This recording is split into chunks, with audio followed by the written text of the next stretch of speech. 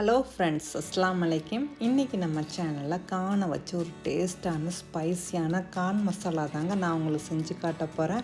இந்த கான் மசாலா ஈவினிங் டைம்லேயோ இல்லாட்டி மழை காலங்களில் செஞ்சு சாப்பிடும்போது ரொம்ப ரொம்ப டேஸ்ட்டாக சூப்பராக இருக்கும். அந்த டேஸ்டான கான் மசாலா எப்படி செய்யலான்னு இப்போ வாங்க நம்ம வீடியோக்குள்ளே போயிடலாம்.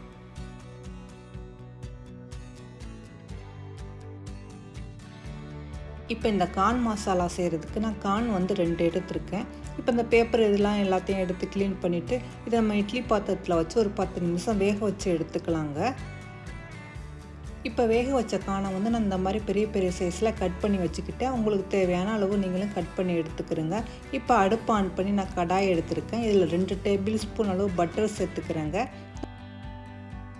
இப்போ பட்டர் மெல்ட் ஆகிடுச்சிங்க. இதோட நம்ம ஆனியன் பேஸ்ட்டை சேர்த்துக்கலாம். இதுக்கு நான் பெரிய வெங்காயம் 1 எடுத்து நல்லா அதை நைஸாக அரைச்சி எடுத்துக்கிட்டேன். இப்போ அந்த பேஸ்ட்டை தான் சேர்த்துருக்கேன். இப்போ அதையும் சேர்த்துட்டு நல்லா வதக்கி விடுங்க. இந்த ஆனியனில் உள்ள தண்ணியெலாம் போய் நல்லா திக்காகி நல்லா ப்ரௌன் ஆகிற வரைக்கும் இது நல்லா வதக்கி விடுங்க.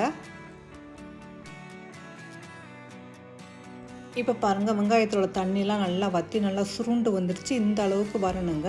இப்போ இதுக்கு தேவையான மசாலாலாம் நம்ம சேர்த்துக்கலாம். இப்போ நான் 1/2 டேபிள் ஸ்பூன் அளவு சில்லி பவுடர் சேர்த்துக்கிறேன். ஆம்ச்சூர் பொடி ஒரு 1/4 டீஸ்பூன் அளவு சேர்த்துக்கிறேன். கரம் மசாலா பொடி ஒரு 1/4 டீஸ்பூன் அளவு சேர்த்துக்கிறேன். இதோட நம்ம சாட் மசாலாவும் ஒரு 1/2 டேபிள் ஸ்பூன் அளவு சேர்த்துக்கிறேன். தேவைக்கேற்ப உப்பும் சேர்த்துக்கிறேங்க. இப்போ இதோட எலுமிச்சைப்பழ சாறு ஒரு பாதி பழமும் நம்ம புழிஞ்சு எடுத்துக்கலாம். இது எல்லாத்தையும் சேர்த்து நல்லா மிக்ஸ் பண்ணி விடுங்க. இப்போ நம்மளோட மசாலா பேஸ்ட்டு ரெடி ஆகிடுச்சு. இப்போ நம்ம வேக வச்சுருக்கிற கானை இதோட நம்ம சேர்த்துடலாங்க. அதையும் சேர்த்துட்டு நல்லா மிக்ஸ் பண்ணி விடுங்க. இந்த மசாலா எல்லாமே இந்த கானோட மிக்ஸ் ஆகிற மாதிரி நல்லா மிக்ஸ் பண்ணி விடுங்க. இதோட ஒரு 1/4 கப் அளவு தண்ணி சேர்த்துக்கிறேங்க. தண்ணி சேர்த்துட்டு இந்த மசாலாவோட இந்த கானை இப்போ நல்லா மிக்ஸ் பண்ணி விடுங்க. இந்த மசாலா எல்லாமே கானில் நல்லா படும்படி நல்லா எல்லா பக்கமும் பரட்டி விட்டு நல்லா மிக்ஸ் பண்ணி விடுங்க.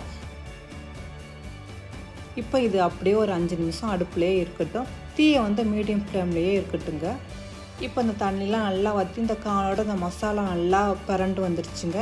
இந்த ஸ்டேஜில் நம்ம அடுப்பு ஆஃப் பண்ணிவிட்டு மேலே லாஸ்ட்டாக கொத்தமல்லி இலையும் நம்ம தூவி விட்டுக்கலாம்.